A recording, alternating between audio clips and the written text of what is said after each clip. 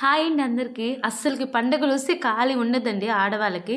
ఎంత పండగలొస్తే ఎంత హ్యాపీగా ఫీల్ అవుతామో, అంత తలనొప్పిగా ఫీల్ అవుతాము. ఎందుకు చెప్పండి? ఓ పక్క చీరలు కొంటాం, నగలు కొంటాం, మ్యాచింగ్‌లు గాజులు అన్నీ కొంటాము. కానీ ఇంట్లో పని విషయానికొచ్చే లోపల అబ్బా! ఏంది పండగలొస్తే ప్రాణం తోకకొస్తుందబ్బా!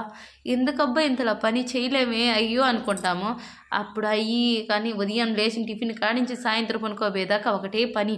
ఒకటే అంట్లు పడతాయి కదా! నాకు కూడా సేమ్ అదే పరిస్థితి అండి. ఎప్పుడు అంట్లు అప్పుడు తోమినా కానీ ఏదో ఒకటి మా ఆయన ఏదో ఒకటి అది చెయ్యి, ఇది చెయ్యి అంటాడు. కానీ చేసి పెట్టాలి కదా! అడిగాడు మా ఆయన.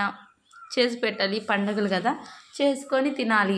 ఇంకా తినడం, తోముకోవడం, కడుక్కోవడం అదే పనండి ఇంట్లో పండగలు వస్తేను. ఇంకా పెద్దమ్మ వచ్చింది, కాసేపు ఉండైతే బయలుదేరేసింది. ఉండి పెద్దమ్మ అంటే లేదులేమ్మా వెళ్ళాలి, రేపు ఉదయం పనికి వెళ్ళాలనింది. అవునా సరేలే పెద్దమ్మ అయితే బాయ్ అని చెప్పేసాను. ఇంకా నా చేతి గాజులు చూసారా, ఇవి మా ఆయన వేసాడు, బాగున్నాయి కదా, నాకైతే నచ్చాయి.